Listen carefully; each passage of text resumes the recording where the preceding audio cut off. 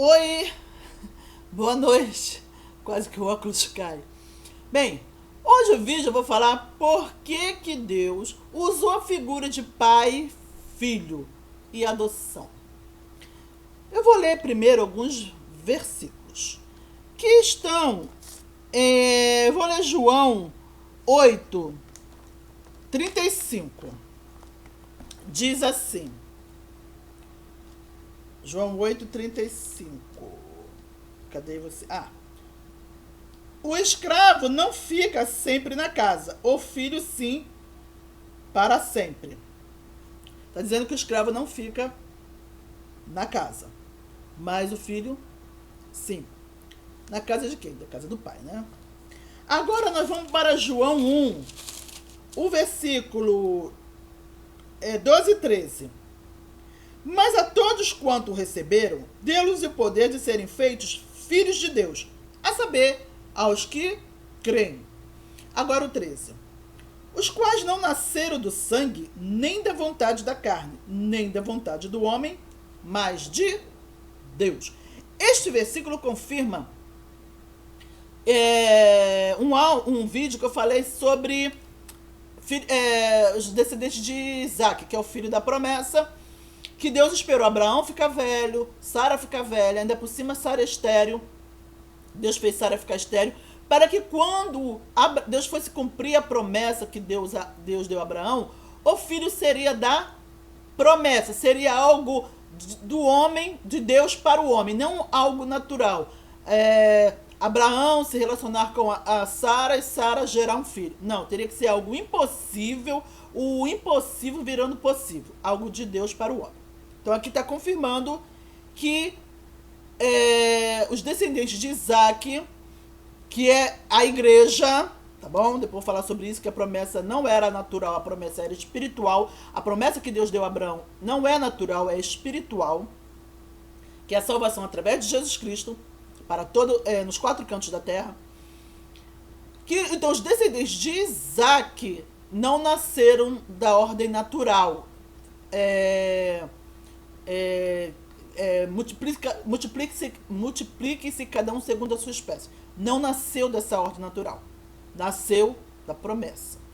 Daqui a tanto tempo, Sara te dará um filho.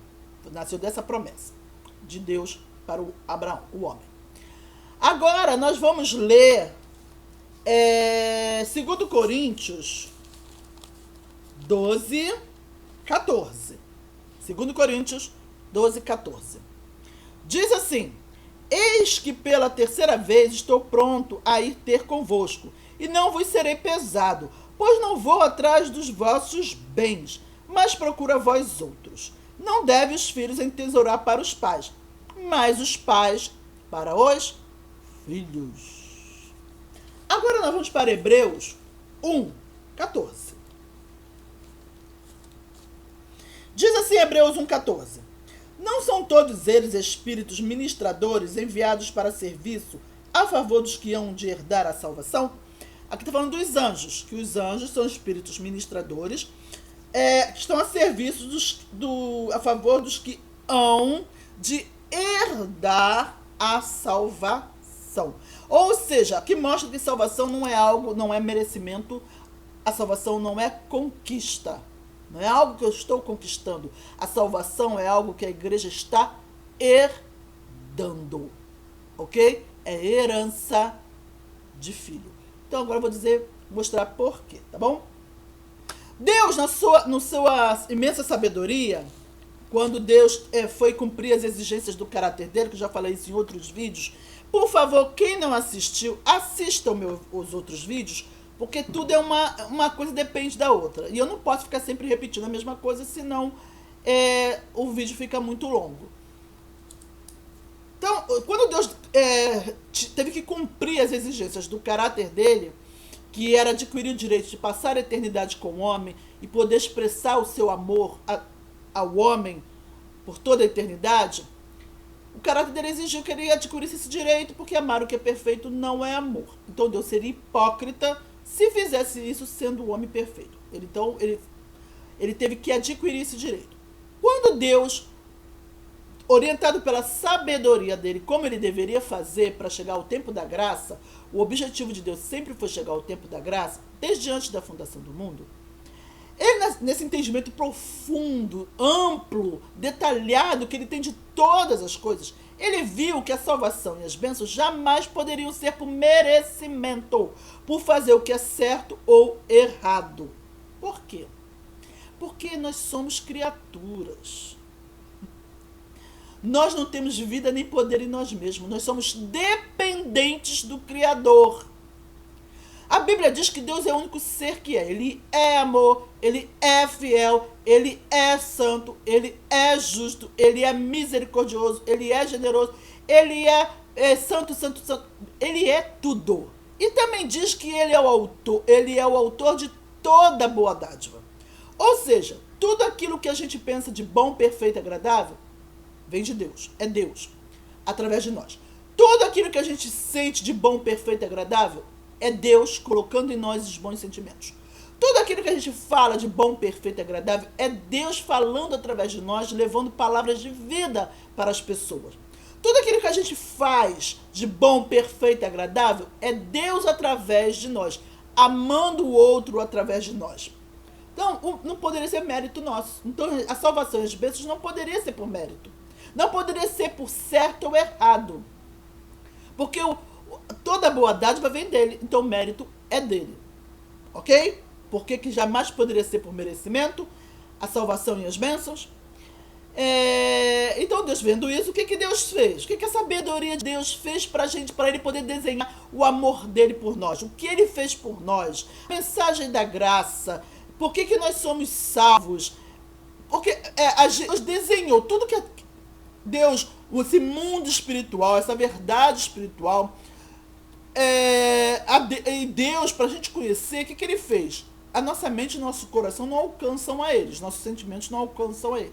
Então Deus usou figuras, Deus usou parábolas, Deus usou metáforas, Deus usou símbolos. Você pode ver que a Bíblia toda é cheia disso. Porque era Deus desenhando para a gente poder entender o mundo espiritual, o amor dele, quem ele é, como ele é, certo? Por isso que Jesus falava por parábolas, para conhecer o reino de Deus, para entender o que é o reino de Deus. Por isso, para a gente poder entender, nem que seja um pouquinho a nossa mente, os nossos sentimentos alcançarem a Deus. Aí ele usou a figura de pai, filho e adoção. Então não é questão de ser certo ou errado. Porque, preste atenção, Jesus falou, como eu li em João 8,35, o servo não fica para sempre na casa, mas o filho fica. Servo não tem direito a nada. Deus não está dizendo que seja certo ou errado o servo não ter direito a nada. Deus não está dizendo que seja certo bater, espancar, açoitar o servo. Deus não está dizendo que seja certo castigar o servo. Deus não está falando isso. Deus está dizendo que os direitos dentro daquela situação de cada ser. O servo, infelizmente, ele não tem direito a ficar na casa, ele não tem direito a receber herança, ele não tem direito a reclamar, ele não tem direito a como é que diz? Quando a gente fala, esqueci o nome, veio na minha cabeça. Ele não tem direito. Se ele fizer, ele vai ser açoitado, ele vai ser castigado. Mas o filho tem. Eu esqueci o nome agora, não me veio à cabeça. Reclamar. O filho, Deus não está dizendo que seja certo o filho ficar reclamando das coisas, reclamando da comida, reclamando de tudo. Deus não está dizendo que seja certo. Mas é um direito do filho. Por quê? O que Deus está querendo dizer é que existe algo maior do que o certo ou errado. Existe um vínculo emocional. Deus está querendo dizer, eu não estou dizendo que seja certo você reclamar. Você viver reclamando, está insatisfeito. Eu estou querendo dizer que independente de você reclamar ou não, o meu amor por você não vai diminuir. Mas vai o servo fazer isso? Reclamar do seu senhor. Ele é açoitado, ele é castigado, ele vai para o tronco. Por que lá na antiga aliança, Deus castigou o povo de Israel porque eles reclamaram que não tinha carne. Porque eles ali eram servos. Eles não eram filhos, eles eram servos.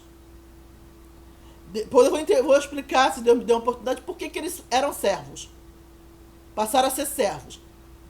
E servo não tem direito a reclamar. Aí o que Deus fez? Ah, vocês querem carne? Estão reclamando? Então vocês vão comer carne até sair pelo nariz. E foi isso. E Deus ainda fulminou eles. Não tinha nem acabado de comer, eles caíram fulminados. Porque ali eles eram servos, então eles receberam um castigo. Porque servo não tem direito a reclamar. Mas o filho tem. Não é no direito no sentido, é certo reclamar. O filho tem que reclamar mesmo. Não. E Deus está querendo dizer, ainda que você reclame, o meu amor por você não vai diminuir.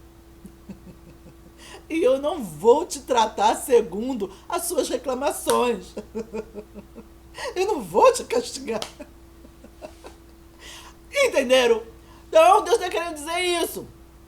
Os direitos de filhos. Então, um dos direitos que a gente tem... deixa eu falar. Então, quando a gente aceita Jesus, antes da gente confessar Jesus, todo ser humano está debaixo da antiga aliança.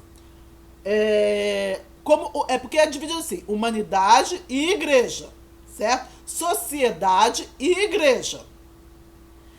Antes da gente confessar Jesus, a gente está debaixo da sociedade. E a sociedade, ela é guiada pela lei, porque precisa de alguém para dar um puxão, para manter a ordem, certo? Ok? Então todo mundo é servo de Deus. Na antiga aliança, todo mundo é servo. A lei, o pessoal é servo, o ser humano é servo.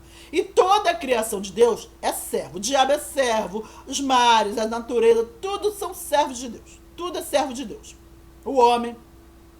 O que é ser servo de Deus? É todo aquele que trabalha a favor de Deus. O diabo também trabalha a favor de Deus, meu amado. Porque com a maldade dele, Deus pode mostrar bondade. Tudo aquilo que ele é de mal, Deus pode mostrar tudo aquilo que ele é de bom. Ok? E ninguém trabalha mais para Deus do que o diabo. Porque o diabo trabalha para Deus de geração em geração. Ok? Mas nem por causa disso ele vai ser salvo. Porque ninguém é salvo porque serve a Deus. Porque o diabo serve, mas nem por causa disso vai ser salvo. Então, Deus está querendo dizer isso. Nós somos salvos porque Deus nos adotou como filho dele. Então, antes de a gente confessar Jesus, a gente está debaixo da sociedade. E a sociedade precisa da lei para manter o controle. Quando a gente aceita Jesus, confessa Jesus, o Espírito Santo faz a gente confessar Jesus, Deus nos dá carta de alforria e certidão de adoção. A gente deixa de ser servo e passamos a ser filhos de Deus. Então, como filhos de Deus, Deus nos coloca no mesmo patamar que Jesus como filho, com os mesmos direitos que Jesus tem como filho de Deus. Antes de confessar Jesus, nós éramos servos. E o diabo também é servo de Deus. Então a gente estava no mesmo patamar que Satanás, que o diabo. Que ele era servo, a gente era servo. Então a gente estava no mesmo patamar que Satanás. E a Bíblia diz lá em Judas que o diabo está acorrentado em correntes eternas. Condenação eterna. Não é que ele está preso agora ele está solto. Quando ele fala lá em Judas que ele está acorrentado, é que ele já está condenado. Ele não tem salvação. É sobre isso que Deus está falando. Que está falando em Judas. Já está condenado à perdição eterna. Então a gente está na mesma situação que Satanás, que o diabo. Estamos na condição de servo, acorrentado no império das trevas. Por isso que Deus fala que ele nos libertou do império das trevas e nos transportou para o reino do seu Filho. A gente recebeu carta de alforria quando o Espírito Santo convenceu a gente, fez a gente confessar Jesus, e Deus nos deu certidão de adoção. Então a gente saiu do império das trevas e passamos para o reino do seu Filho. Ou seja, agora a gente está reinando com Jesus. Estamos no mesmo patamar que Jesus como Filho de Deus. Não Jesus Deus. Jesus, Filho de Deus. Ok? Como Filho de Deus. e com os mesmos direitos que Jesus tem como filho. Deus não poderia nos salvar por mérito. Eu já falei antes. Então Deus fez o quê? Vou fazer por adoção. Vou dar direito a quem não tem direitos. Vou adotá-los para dar a eles os mesmos direitos que Jesus tem como filho de Deus. Então não é por ser certo ou errado, é por direito de filho. Aí vamos lá. Jesus falou, o servo não fica para sempre na casa, mas o filho fica. O que Deus está querendo dizer? Que nós temos o direito a passar a eternidade com ele. É um direito nosso de filho, porque Jesus vai passar a eternidade com Deus. Então nós, como filho, nós temos o mesmo direito que Jesus. Passar a eternidade com Deus, porque nós temos o direito de ficar na casa do Pai. Deus não está dizendo que seja certo ou errado ficar na casa do Pai. Deus não está dizendo que seja certo, bonito ou feio, um marmanjo ficar na casa do Pai. Porque nós, seres humanos, falamos assim, nossa, o cara é um marmanjo já barbado, mora com o pai e com a mãe. A gente acha horrível, não é? Mas Deus não está dizendo que seja feio, seja certo ou errado, seja feio ou bonito.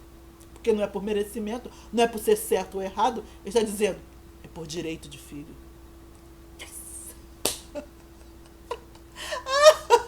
Então, meu amado, se teu filho tá marmanjo na tua casa, é direito dele.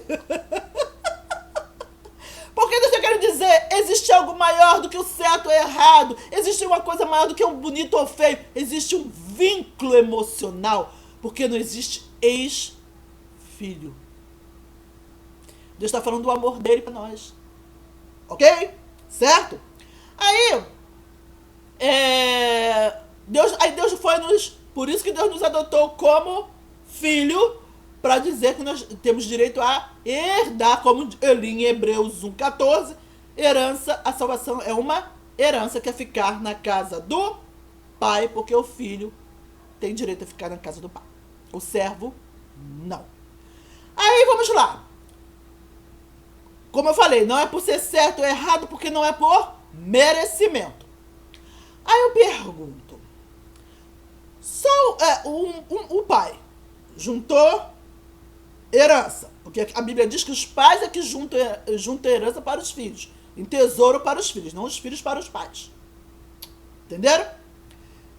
Vamos lá, o pai trabalhou, juntou o tesouro, deixou para o... Vamos supor que tenha dois filhos, um bom e um mau. Eu pergunto, só o filho bom tem direito à herança? Não. Filho mau também tem direito à herança. Por quê? Porque não é por ser certo ou errado, não é por mérito, é por direito de filho. Oh, glória! Oh, Deus, essa palavra é maravilhosa!